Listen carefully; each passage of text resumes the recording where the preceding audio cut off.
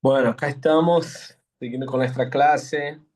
Agarrar un café, agarrar bloque de notas, aguas, eh, pero no te pierdas. No dejes que eh, las distracciones quiten tu atención. Estamos tratando de cosas muy serias, cosas muy profundas, y necesitamos tener como un corazón activo en absorber, ¿viste? Como Señor, muéstrame, revélame más, que tengas un corazón sensible a la enseñanza y una forma muy práctica de honrar la profecía es hacer justamente lo que Daniel hizo. La forma práctica de Daniel honrar lo que él estaba recibiendo de revelación, Daniel escribía, Daniel registraba toda la revelación que Dios le daba. Entonces, por eso hoy tenemos acceso. Entonces, una forma muy práctica de honrar lo que Dios te está revelando es escribas, registre, plasme, porque eso, mientras estás registrando eso, la medida que estás entendiendo y estás expresando, se aumenta aún más. Es una manera muy práctica de absorción, ¿viste? De absorber, de poder no solamente quedar en tu mente como un concepto, sino que eso empieza a encarnar en vos y tener esa absorción. No sé si existe esa palabra en español, pero el hecho de absorber, de que eso quiere, ¿viste? Y principalmente con personas que quizá, che, leo muchas cosas, pero no me queda nada. Empezar a hacer un resumen de lo que estás leyendo. Empezás a escribir, empezás a compartir. Es algo que me ayuda mucho. A medida que yo estoy compartiendo, las cosas como que se va aclarando aún más. Se va como pegando, ¿viste? Se va encarnando. Entonces, todo lo que estás aprendiendo, compartas con alguien. Comparta con tu esposo, comparta con tus hijos, comparta con tus amigas. ¿Viste? Eso es muy importante. Porque cuando estás compartiendo también, estás como, de alguna manera, entregando, bendiciendo a otros, y eso te hace como crecer aún más. A medida que das, recibe más. A veces cosas que no estabas entendiendo tanto y bueno, estás compartiendo y ¡buf! Ahora entendí. ¿Por qué? Porque mientras más damos, más recibiendo, más recibimos. Y cuando compartís con otros hermanos, con otras hermanas, eso también te ayuda porque ellos te van a compartir la forma que ellos ven. Entonces, perspectivas distintas. Y cuando vas a ver, wow, no había pensado en eso. Entonces, yo animo a ustedes para que puedan cultivar eso, porque eso te ayuda a absorber más de la revelación. ¿Ok? Entonces, es algo que vemos cuán profundo es la revelación del Hijo del Hombre, que estamos lidiando directamente con la revelación de Cristo, la revelación del Evangelio, la revelación de quién es Cristo, lo que Cristo hizo. A veces leemos el Evangelio y vemos, wow, Cristo hizo muchos milagros, pero los milagros son simplemente, no estoy como despreciando los milagros, pero los milagros, lo que Cristo hizo, habla, señala su carácter, habla de su soberanía. Incluso, ¿se acuerdan cuando Jesús exhortaba a sus discípulos, a la gente, para que no dijera quién hizo ese milagro, quién estaba haciendo el milagro? Jesús exhortaba, no diga quién fue. Incluso a sus discípulos. Hablaba cosas y decía, no diga a nadie. Y parecía raro, ¿viste? ¿Por qué no dice? ¿Por qué no hablar? ¿Por qué? Y luego cuando él resucita, antes de ascender al cielo, él tiene uma instrução completamente distinta. Quando ressuscita e está com seus discípulos, a instrução é: vayan a las naciones, dan testemunha como... Pero ¿por qué que sucedió eso? Antes no hables a nadie, ahora la gran comisión. Y hay mucha gente que dice, no, porque Jesús era muy humilde y bueno, quería esconderse. Puede ser, pero para mí existe algo más profundo. Quizá antes de su resurrección y de su ascensión, los discípulos necesitaban, o quizá no entendían de verdad quién estaba delante de ellos. No era solamente un profeta, no era solamente alguien que sanaba a las personas, no era solamente un maestro que tenía enseñanzas increíbles. Jesús no quería ser como que pudieran comunicar o testemunhar solamente de alguien muy buena persona. No, no. Era muy poco. Lo que Jesús estaba diciendo era: ustedes no están listos todavía para decir, para testemunhar a respecto de mí, porque ustedes no saben quién soy. Pero después de la resurrección, después de la ascensión, quedó claro para los discípulos quién era Jesús. Era el propio Dios en carne. Quizá Jesús no permitía que ellos dijeran quién era Jesús porque ellos todavía no tenían la revelación clara, madura, con respecto a quién era aquel judío. Él era el Dios de Génesis 1 en carne. O sea, toda la gloria de Génesis, del Dios de Génesis 1, estaba en el cuerpo de aquel judío. Entonces, antes de su resurrección, las personas no habían comprendido eso. Ellos no sabían realmente quién era Jesús. La gente admirábanse. Wow, habla con mucha autoridad. Wow, ¿quién es este que echa fuera demonios? Wow, ¿quién es ese que la tormenta le obedece? Alguno podía pensar, wow, es como Elías, es como Moisés. No, es más, es mucho más grande. Es el propio Dios encarnado que estaba caminando en las calles de Israel. Dios entró en la historia. Pero después que resucita, momentos antes de ascender al cielo, ahora sus discípulos pasaron a ser sus mensajeros confiables. Porque ahora el evangelio que ellos van a proclamar no era simplesmente de alguien que sanaba. No era simplesmente alguien que hacía milagro. No era simplesmente de un buen maestro. No era simplemente de un profeta que tiraba buenas profecías. No, no. Era Dios. Aquel que es Dios en carne. Entonces, hubo un cambio en los discípulos. Primero, Jesús agarra a esos pecadores y los transforma en discípulos. ¿Ok? Después de discípulos se va a un otro nivel. Amigos. ¿Se acuerdan? Ahora los llamo de amigo, ahora.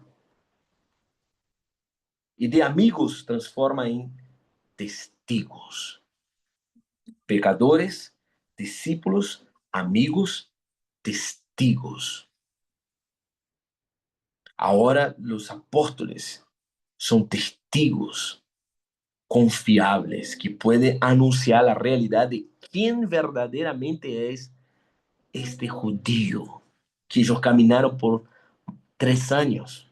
¿Y qué, qué pasó en los discípulos que produjo ese cambio, esa transformación? Creo que dos aspectos. Primero, eh, lo que está descrito en Hechos 1, el derramamiento del Espíritu, perdón, Hechos 2, el derramamiento del Espíritu sobre ellos. Entonces, no hay duda que el derramamiento del Espíritu sobre los discípulos cambió la vida de estos discípulos. ¿Ok? Y ahora estos discípulos cuando van a anunciar, cuando van a testemunhar, hablan desde una otra autoridad. Pero hay un segundo aspecto que creo que es muy importante para entender este cambio en la vida de los discípulos con respecto a la revelación de quién es Cristo. Y para compreender Hechos 2, necesitamos compreender Hechos 1. ¿Ok? Entonces, Hechos no empieza en el capítulo 2, empieza en el capítulo 1. Mira qué gran revelación. Pero es muy importante. Los apóstoles no solamente fueron empoderados para proclamar el mensaje, pero los apóstoles también tuvieron como entendimiento del fundamento de la revelación del mensaje, de la revelación de la persona de Cristo. ¿Por qué? Porque ellos comprendieron la revelación mesiánica, de nuevo, de Daniel 7. Aunque Daniel 7 no fue el único pasaje que Jesús habló, ¿viste? Pero con toda certeza puedo decirte que fue el principal mensaje que Jesús más ocupó para proclamar su obra, su ministerio, su evangelio. Entonces, Daniel 7 expresa la forma coherente de este evangelio del reino. Entonces, cuando los discípulos pasaron por este cambio en su entendimiento, todo lo que Jesús ya había hablado ahora empieza a tomar sentido. O sea, aquellos hombres que Jesús en su tiempo había instruido, no hable a nadie lo que están viendo, no hable a nadie quién soy yo, ahora pasaron a ser los principales testigos de quién era Jesús. Y es muy importante porque eso se aplica a nosotros. Porque a veces tenemos muy buenas intenciones para proclamar el Evangelio, pero nos falta entendimiento del mensaje del Evangelio. ¿Qué tipo de mensaje, qué tipo de Evangelio estamos compartiendo? Eso es importante, porque así como los discípulos de Jesús, nosotros necesitamos crecer en la revelación del Hijo del Hombre, que está descrito en Daniel 7, para proclamar un evangelio completo, es lo que llamamos, el evangelio del reino. ¿Ok? Entonces, por eso estamos aquí. Honro la vida de ustedes, porque ustedes quieren crecer en la revelación de Cristo, quieren crecer en la revelación del evangelio. ¿Ok? Entonces, después de la ascensión de Cristo, los discípulos entendieron con claridad quién era el Mesías. Antes de la resurrección, ellos no habían entendido quién era realmente Jesús. Ahora, la revelación de Cristo, después de la resurrección, después de la ascensión, tomó un sentido aún más profundo. Ahora ellos vieron al Mesías subir a los cielos. Y porque lo vieron subir al cielo, estaban esperando que volviera en gloria sobre las nubes. O sea, el regreso de Jesús era un tema central en la predicación de los apóstoles. ¿Por qué? Porque esa es la bendita esperanza. Es exactamente eso que motivó a la iglesia de Hechos. Era exatamente isso que os apóstoles ocupavam para pastorear, para discipular a igreja em Hechos. Era isso que motivava a igreja a crescer em santificação, em um estilo de vida santo, em arrependimento. ¿Por quê? Porque o Hijo del Hombre vai volver em las nubes. Então, eles chamavam a los hombres al arrepentimiento, considerando que el Hijo del Hombre va a volver como juez. Entonces, vamos a ver la influencia de Daniel 7 en el mensaje de los apóstoles. ¿Okay? Entonces, la primera cosa que vamos a ver ahora en el mensaje de los apóstoles, ¿por qué te estoy hablando de eso? Porque ya vimos Daniel, la interpretación de Daniel, el peso que tiene el Hijo del Hombre en Daniel 7. Vimos eso en el ministerio de Jesús, ¿okay? Cómo Jesús se identifica, cómo Jesús prueba, cómo Jesús usa, ocupa de la expresión del Hijo del Hombre para hablarse de sí mismo, de su obra, de su regreso, del fin de los tiempos, ¿okay? Y ahora vamos a entender cómo los apóstoles se ocupaban de eso, cómo los apóstoles entendieron y dieron continuidad en esa revelación de Daniel 7. Entonces estoy tratando de desarrollar con ustedes una teología basada en la profecía de Daniel 7, en la vida de Jesús, pero ahora en la predicación de los apóstoles, o sea, en la enseñanza apostólica. ¿Okay? Entonces, el primer punto que vamos a ver es que Jesús es proclamado como el Hijo del Hombre, aquel que ascendió. Y quiero hablarle un poco de la ascensión de Jesús. ¿Por qué? Porque la ascensión de Jesús es uno de los eventos que más negligenciamos en las escrituras. Eh, la gran mayoría de las personas piensan mucho en la muerte, piensan mucho en la resurrección de Jesús, que, amigas, es poderoso, claro. Necesitamos seguir creciendo en la crucificación, en la muerte, en la resurrección de Jesús. Y la verdad que eso es poderoso. Y necesitamos seguir creciendo en eso, pero no podemos olvidarnos que la teología en el Nuevo Testamento también tiene un enfoque muy grande, tiene un enfoque poderoso en la exaltación, en la ascensión de Cristo. Lo que vemos es la exaltación de Cristo por medio de su sufrimiento. Y vamos a entender un poco más eso.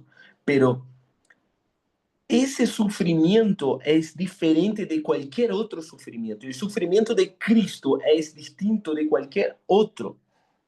Porque es un sufrimiento que tiene la capacidad de traer la salvación a la humanidad.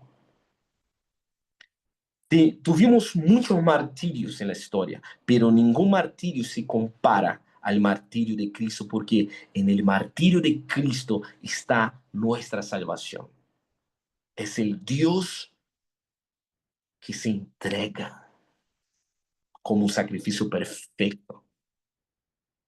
Es la expiación de Cristo que está el perdón de nuestros pecados. Es en esa entrega que está nuestro nuevo nacimiento. Ahora tenemos una nueva naturaleza en Cristo por su sangre. ¿Okay? Entonces, a través de la expiación de Cristo, también es demostrada la exaltación de Cristo, la manera que ele foi exaltada. Então, necessitamos de um entendimento apostólico. O que quero dizer-te com isso? Necessitamos entender, ter um entendimento com a cosmovisão que os apóstolos tinham, como os apóstolos entendiam, como eles viam a exaltação de Jesus por meio de seu sofrimento. Hermanas, amigas, a ideia de que um homem subiu, podia subir ao cielo em las nuvens e ir ao trono de Deus é algo tão milagroso quanto a encarnação. El mismo escándalo que es Dios se hizo hombre, tomó la forma de hombre, es un escándalo que un Dios en forma de hombre ahora sube al cielo, asciende al cielo en las nubes y se asienta al lado del anciano de días. La encarnación nos muestra a Dios con su humanidad. Pero en la ascensión, el hombre, el Dios hombre, fue testificado por muchos públicamente como el Dios exaltado, pero un Dios hombre, el Hijo del Hombre. Entonces, por la primera vez en la historia, un hombre fue recibido, exaltado en los cielos como un Dios. En la ascensión de Jesús se abrió un nuevo y vivo camino al trono de la gracia. La ascensión de Jesús a los cielos prueba, es la prueba que su resurrección fue única, única. Recibió un cuerpo glorificado. Pensá, ¿cuál es la diferencia de la resurrección de Lázaro y la resurrección de Jesús? Pensalo, pensalo. ¿Cuál es la diferencia? Lázaro resucitó, fue un milagro increíble. Pero Lázaro resucitó, vivió y volvió al sepulcro. Jesús murió, resucitó para nunca más morir, porque él venció la muerte. El martirio de Cristo es completamente distinto de todo. Él recibió un cuerpo glorificado.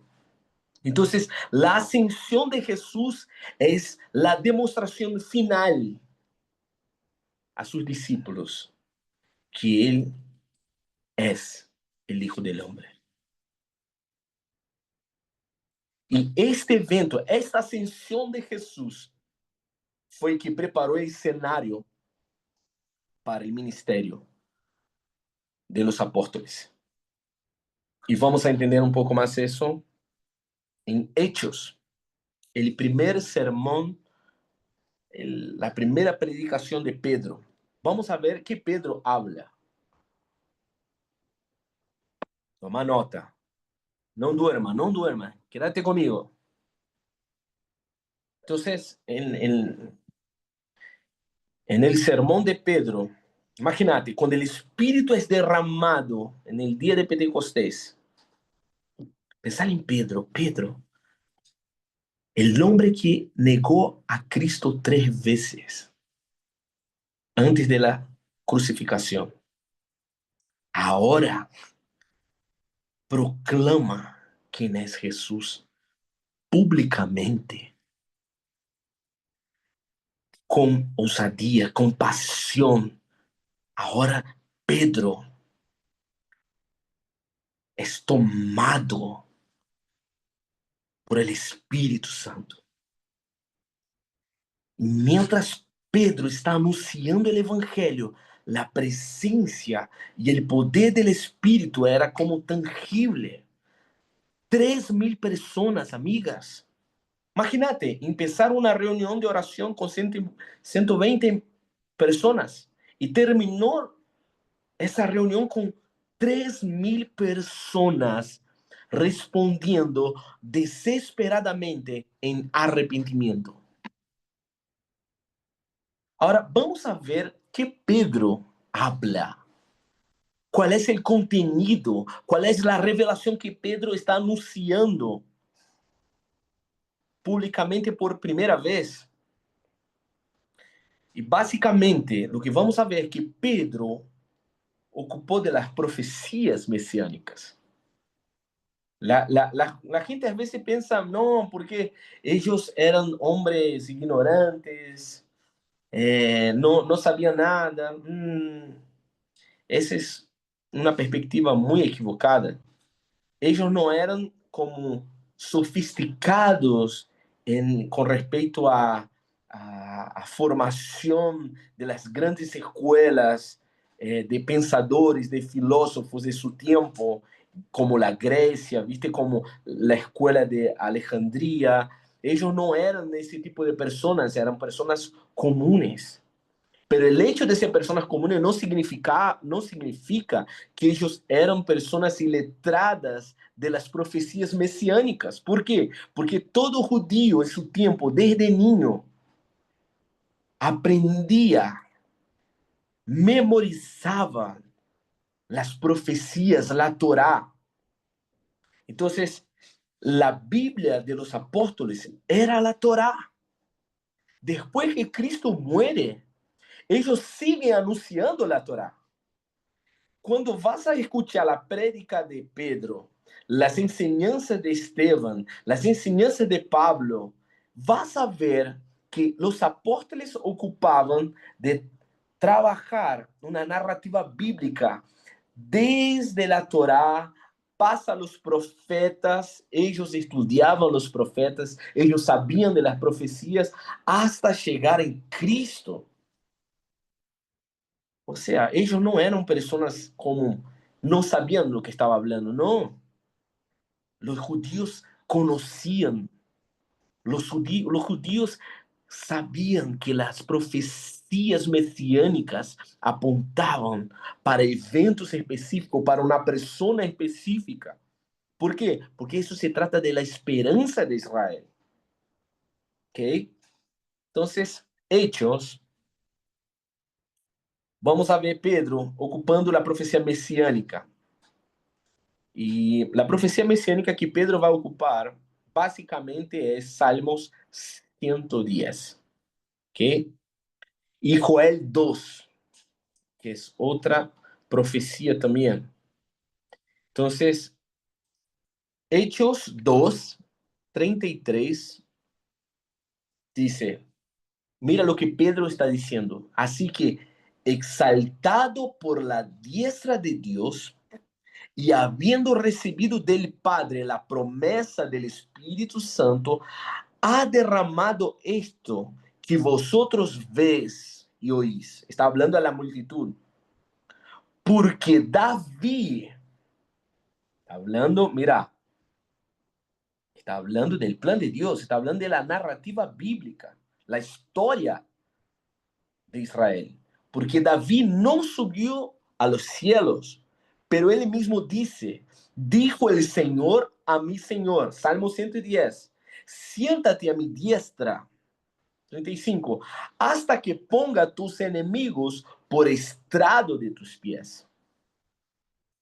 36, mira lo que Pedro dice. Sepa pues, ciertamente, sepas pues, certísimamente, toda la casa de Israel, que este Jesús, a quien ustedes crucificaron, Dios le ha hecho Señor y Cristo. Uf. Acuérdense, Hechos 1, ellos vieron Yeshua subiendo al cielo. ¿Y quién es aquel que subió a los cielos? Eso es una referencia de Daniel 7. Acordate, pasamos por Hechos 1, ahora estamos en Hechos 2. ¿Qué? Entonces, acá está Pedro hablando, haciendo referencia a profecía mesiánica de Salmo 110. Pero Pedro está hablando que aquel que subió a los cielos, Pedro lo que está ocupando acá es justamente Daniel 7 y la combinación de Salmo 110. Entonces Pedro está usando esas dos profecías para hablar de la revelación de Jesús. Entonces Pedro hace mención de lo que ellos vieron con sus propios ojos. Ellos vieron Jesús subiendo al cielo, amigas. No fue cualquier evento. Ellos vieron el cumplimiento de Jesús como hijo del hombre subiendo al cielo. Y porque él subió al cielo, posibilitó que el Espíritu Santo fuera derramado entre ellos. Entonces, Pedro está diciendo que existe un hombre en el cielo y este hombre es el Dios encarnado y glorioso, aquel que está sentado al lado del anciano de días. Hay un hombre a la diestra de Dios Padre. Entonces Pedro concluye, o sea, amarra, no sé cómo sería, como concluye el sermón de una manera increíble, porque ahora él va a mencionar Joel 2. Dice, y todo aquel que invocar el nombre del Señor será salvo. ¿Qué Pedro está diciendo? Pedro está declarando que Jesús es el Señor. Pedro está diciendo, Jesús, aquel que subió al cielo, aquel que está a la diestra del Dios Padre, Él es Yahweh. Y todo aquel que invocar el nombre de Yahweh, o sea, de Cristo, del Hijo del Hombre, será salvo. Porque mira lo que él dice, sepa pues ciertamente que, sepa pues certísimamente toda la casa de Israel que a este Jesús, a quien ustedes crucificaron, Dios le ha hecho Señor y Cristo. Por eso está diciendo Joel 2, y todo aquel que invocar el nombre del Señor. Pedro está diciendo, todo aquel que invocar el nombre del Señor y Cristo será salvo. O sea, después que Jesús fue exaltado por medio de su sufrimiento, que es lo que el Nuevo Testamento nos va a decir, que Cristo fue exaltado por medio de su sufrimiento. Por medio de su sufrimiento fue hecho Cristo. Pedro está diciendo, invoquem em nome do Senhor para que sejam salvos. Es increíble. Pedro acá está reconociendo delante de todos la soberanía de Cristo a la diestra de Dios Padre, como el Hijo del Hombre, y sus ojos en Hechos 1 vio Jesús subir al cielo como el cumplimiento de la visión de Daniel 7. Y no para ahí. Vamos a ver luego la revelación del Hijo del Hombre y el primer mártir de la historia de la iglesia, que es Esteban. ¿Se acuerdan de Esteban? Un gran hombre de Dios. Vamos a ver Esteban siendo levantado como un diácono. Imagínate, la persona para ser diácono tenía que ser llena del Espíritu para servir a las viudas, a los huérfanos. Imagínate el nivel de la iglesia de Hechos. Era alguien lleno del Espíritu, era alguien que realizaba milagros. Pero en Hechos dice que él fue perseguido porque anunciaba el Evangelio. Entonces persiguieron a Esteban y decidieron juzgarlo, ¿viste? O sea, matarlo. Y en este juicio es muy interesante porque este juicio, amigas, ocurrió exactamente en el lugar que Jesús fue juzgado un poco tiempo antes. Eso es muy loco. Y mientras Esteban estaba hablando, él tuvo una visión celestial. ¿Y cuál es la visión que Esteban vio? Él vio primero el cielo abriéndose y él tuvo la gloriosa revelación que yo oro para que tengamos. Esteban vio el Hijo del Hombre a la diestra de Dios. Esteban vio el Hijo del Hombre exaltado en los cielos. Y Esteban murió, fue sentenciado por la causa de ese testimonio. Muy parecido con Cristo.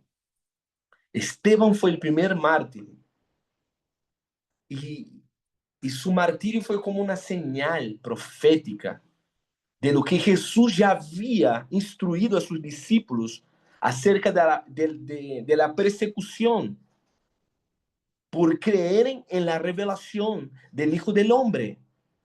Miren lo que dice Lucas 6:22. Dichosos serán ustedes cuando los odian. Dichosos serán ustedes cuando los odien, cuando los discriminen, los insulten y los desprestigien. ¿Por causa de quién? Por causa del Hijo del Hombre.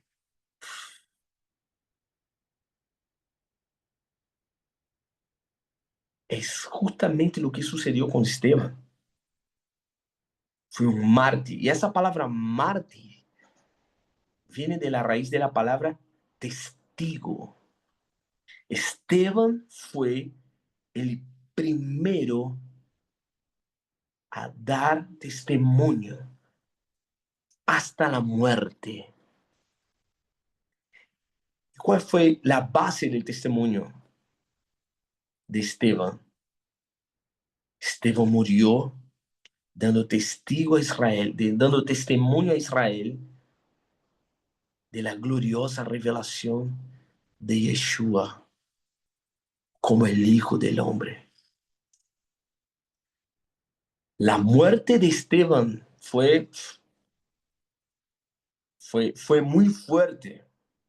¿Por qué? Porque desencadenó en algo muy importante en el Nuevo Testamento. Fue a partir de ahí que la iglesia empezó a ser perseguida. Después del martirio de Esteban, la iglesia empezó a sufrir muchas persecuciones. Pero en ese escenario de la muerte de Esteban, había un joven muy especial llamado Saulo. Un joven que vio el rostro de Esteban brillando y escuchó de Esteban el relato de su visión, la visión del Hijo del Hombre. Y Saulo vio la ejecución de Esteban. Ahora imagínate, Saulo era un gran estudioso, amigos. Ahora, Saulo empieza a perseguir a cualquiera, o sea, a cualquier cristiano que proclamase que Yeshua era el Hijo de Dios, que Yeshua era el Hijo del Hombre, como Esteban habló, como Esteban testimonió de eso. En realidad, eso generó muchas persecuciones. A partir de ahí, la iglesia tuvo que ser esparcida, porque ahora en Jerusalén estaban persiguiendo los santos. Entonces, la realidad es que, aunque la persecución, aunque Pablo vio todo eso y perseguía a la iglesia, algo quedó en su corazón. El martirio de Esteban generó una persecución, claro, empujó a la iglesia. ¿Por qué? Porque la medida que la iglesia salía de Jerusalén y empezó a ser esparcida para otras ciudades, otros lugares, por la causa de la persecución, el evangelio también empezó a ser proclamado en otras regiones. O sea, tampoco eso fue accidental, tampoco eso fue algo wow de la nada, no, no. El mensaje del evangelio, el mensaje del Hijo del Hombre, no fue un mensaje que quedó apenas ahí en Israel.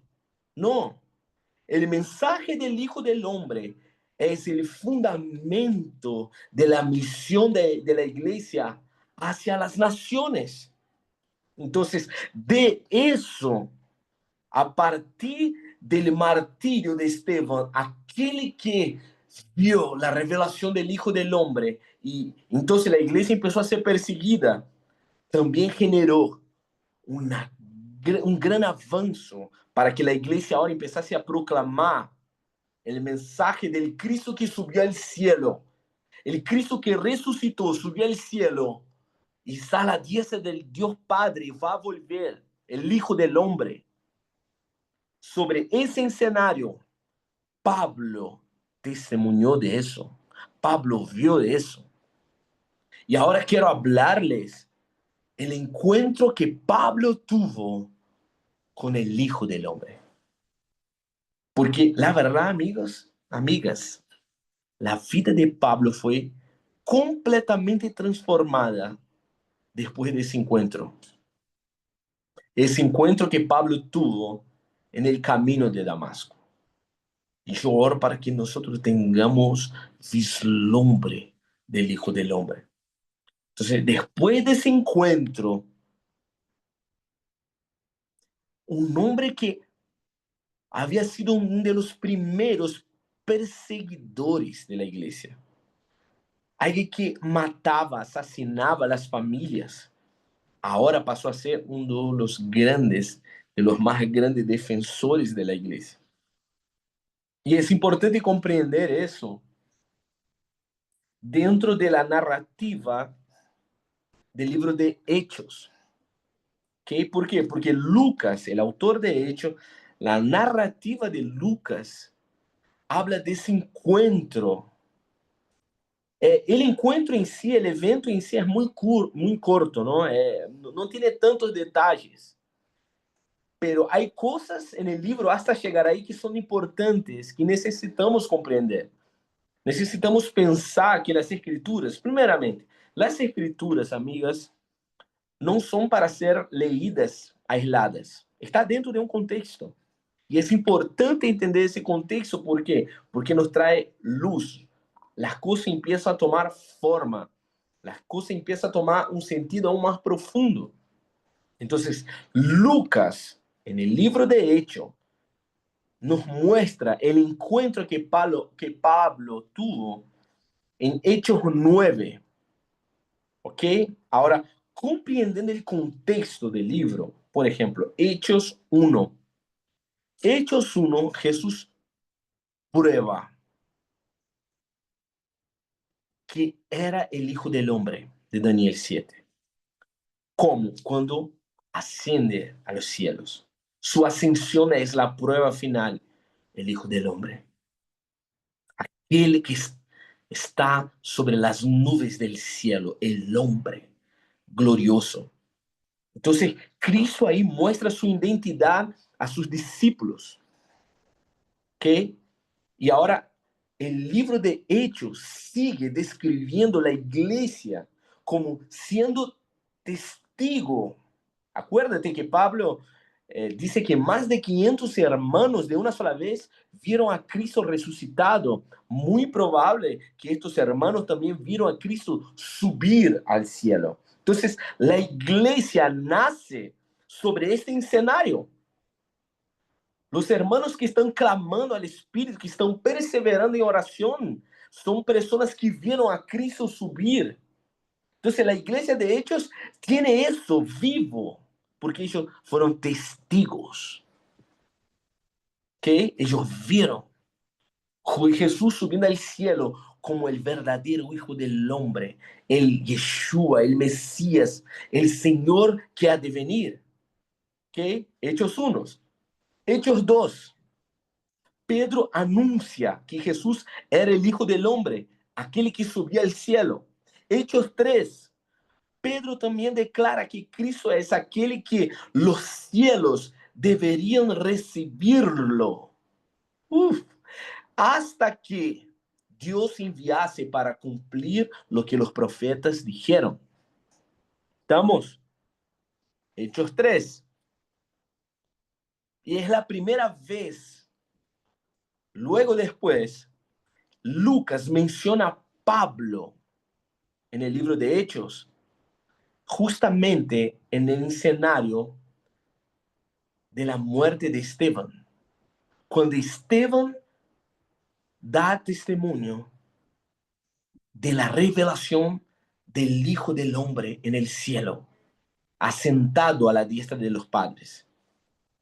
Entonces, amiga, todo eso es intencional. Lucas está describiendo eso de una manera muy intencional. No es de la nada. Todo eso está sobre la intención del autor. ¿Me explico?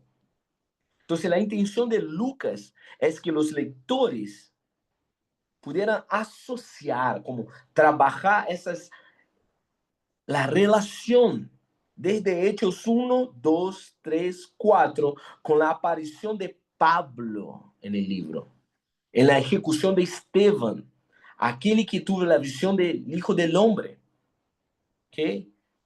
Y muchas veces asociamos Pablo en el martirio de Esteban, pero pocas veces hacemos la relación con la visión de Esteban. ¿Y cuál es la visión de Esteban? La visión de Esteban fue el Daniel 7. Él vio el Hijo del Hombre al lado del Dios Padre. Entonces, Lucas está conectando Pablo como el perseguidor de la iglesia al ver la ejecución de Esteban, que está dando testimonio del Hijo del Hombre. Hechos 8, mira lo que dice. Aquel día se desató una gran persecución contra la iglesia en Jerusalén y todos, excepto los apóstoles, se dispersaron por las regiones de Judea y Samaria. 2. Unos hombres piadosos sepultaron a Esteban y hicieron gran duelo por él. 3. Saulo, por su parte, causaba estragos en la iglesia. Entraba de casa en casa y arrastraba a hombres y mujeres y los encarcelaba. Mira lo que sucedió después del martirio de Esteban, después de la visión que Esteban tuvo. Hechos 9. Mira el contexto. Mientras tanto, Saulo, respirando aún amenazas de muerte contra los discípulos del Señor, se presentó al sumo sacerdote. Entonces, Lucas, acordate, Lucas fue un discípulo de Pablo, ¿ok? Lucas, el autor de Hechos.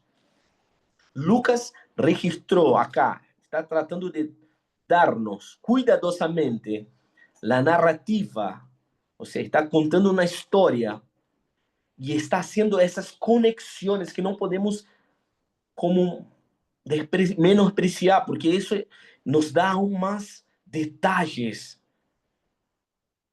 de la revelación de Cristo y cómo los apóstoles estaban conectados con la revelación de Daniel 7, del Hijo del Hombre. Entonces, el testimonio de Jesús, que era el Hijo del Hombre, visto en Hechos 1, proclamado en Hechos 2, proclamados en Hechos 3, visto por Hechos 4, por el Esteban, ahora causó en Pablo un rechazo. Pablo rechazó el testimonio de Esteban y luego empezó a la persecución en Jerusalén. Amigas, eso está registrado acá. Entonces, todo eso prepara un escenario para un gran evento que vamos a ver. Y Lucas registra ese gran evento. O sea, mientras Pablo estaba en camino de Damasco, ¿para qué? Para seguir persiguiendo y matando cristianos y haciéndolos sufrir bajo persecución. Pablo, en ese camino, vio una luz resplandeciente y escuchó una voz. Y ahí entra Hechos 9. 9:3 dice, y en el viaje sucedió que al acercarse a Damasco, una luz del cielo relampagueó y de repente a su alrededor, él, Pablo, cayó al suelo y oyó una voz que decía, Saulo, Saulo, ¿por qué me persigues? Entonces, en ese contexto del libro de Hechos, la visión de Pablo, lo que Pablo está viendo de la luz que viene del cielo y la voz que él escucha, está completamente conectado con el contexto de Hechos hasta aquí. ¿Okay? Entonces, Pablo oyó el testimonio de Esteban con respecto al Hijo del Hombre en el cielo. Ahora en Hechos 9, el Hijo del Hombre que estaba sentado al cielo, en el cielo, habla a Pablo.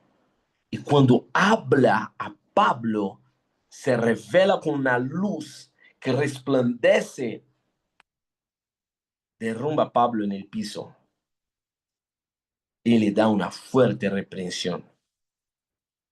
Que vemos Pablo diciendo eso cuando dice, dura cosa te es dar coces contra el aguijón. A veces no entendimos bien esa expresión. Esa frase es una frase de un proverbio griego y ellos ocupaban esa expresión para referirse a alguien que luchaba con un tipo de Dios. Es como decir, estás luchando en contra de Dios. O sea, estás loco. Siempre vas a perder. ¿Me explico? Entonces, exactamente eso que Jesús está diciendo a Pablo. Dura cosa te es dar coces contra el aguijón. ¿Por qué? Porque mientras más se le trataba de dar coces, como los boyes del mundo antiguo hacía, el aguijón era para como dejarlo manso. ¿Por qué? Porque cualquier movimiento que hacían le penetraba, le hería. Y Pablo está como un boye salvaje dando cosas y cada vez más el aguijón le está hiriendo. Entonces Jesús está acá reprendiendo, exhortando a Pablo. Y piensa en el contexto del libro de Hechos, hermanas queridas. El libro de Hechos, la ira de Pablo es en contra de una iglesia, es en contra a un testimonio que él oyó de Esteban con respecto al Hijo del Hombre. Pablo estaba resistiendo, estaba rechazando el testimonio de Jesús como el Hijo del Hombre. Este fue el punto fundamental del rechazo de Pablo. ¿Por qué? Porque cuando ellos están hablando que Cristo es el Hijo del Hombre, ellos están diciendo que Cristo es Dios.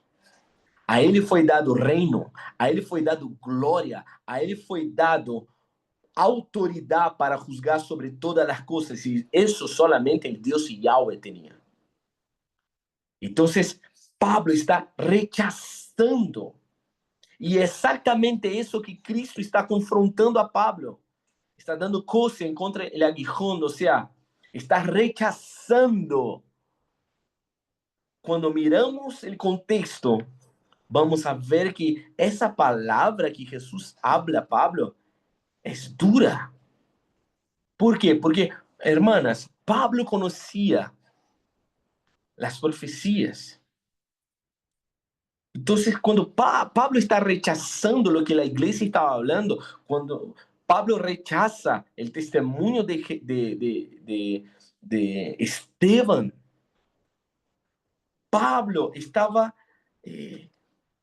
rechazando Hechos 1, Cristo, aquel que subió en el cielo.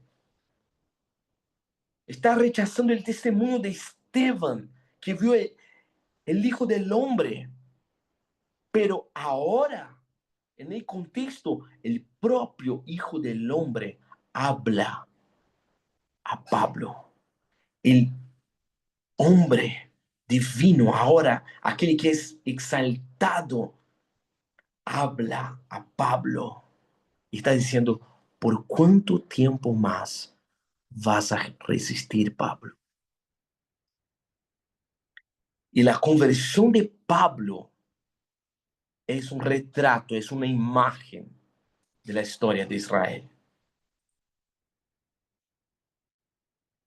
Pero también es un retrato de la historia del futuro de Israel. ¿Por qué? Porque Israel rechazó al testimonio de Jesús, aquel que es el Hijo del Hombre. Así como Jesús habló con Pablo del cielo, Jesús se va a revelar a Israel como el Hijo del Hombre. Y al escuchar y al ver la luz del Hijo del Hombre, Israel lo va a reconocer, así como Pablo reconoció.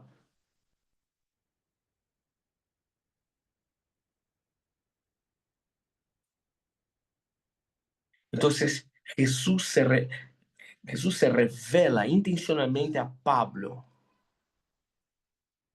Y Pablo, como un judío religioso, maestro, Pablo comprendía muy bien la profecía de Daniel.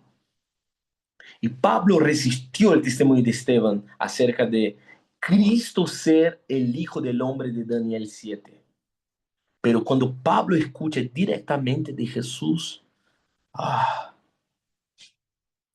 inmediatamente Pablo comprendió la verdad del Evangelio. Entonces, la ascensión de Jesús al cielo es una prueba contundente de que Él es el cumplimiento de la visión de Daniel 7, el Hijo del Hombre. Ahora Pablo, aquel que había sido un instrumento de sufrimiento a la iglesia, aquel que provocaba persecución a la iglesia, aquel que perseguía a la iglesia, ahora, después de escuchar la voz del Hijo del Hombre, después de tener la luz que irradia del Hijo del Hombre, ahora ese hombre se transforma en alguien que va a sufrir por la iglesia, alguien que sufre por amor a Cristo, alguien que sufre por la iglesia.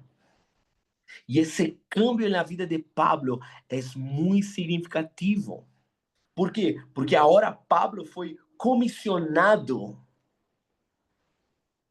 a anunciar essas coisas, a anunciar la revelación del Hijo del Hombre. Y el encuentro, el impacto que ese encuentro tuve en la vida de Pablo convenció a Pablo de que el testimonio de los apóstoles, de la visión de Esteban, era real. Jesús era el Hijo del Hombre asentado al lado del anciano de días. Jesús es Dios. Jesús es el cumplimiento de Daniel 7.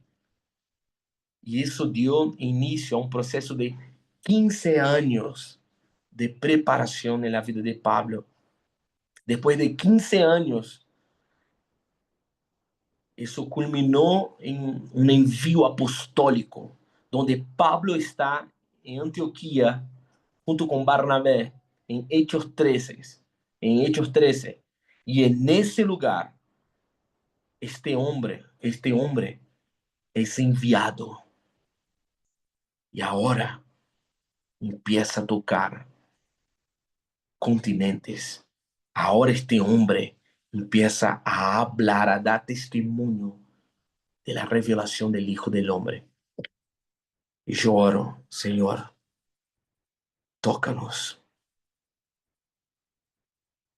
Necesitamos ver lo que Pablo vio. Necesitamos hoy ver lo que Esteban vio. Necesitamos de un vislumbre del Hijo del Hombre. Transfórmanos, transforma nuestro carácter, transforma nuestra vida, cambia nuestra perspectiva con la revelación del Hijo del Hombre, así como Pablo vio, así como Esteban vio, así como Pedro vio, así como los discípulos vieron, así como Daniel vio. Déjanos ver, déjanos percibir, déjanos probar de la revelación del Hijo del Hombre. En nombre de Jesús. Dios te bendiga.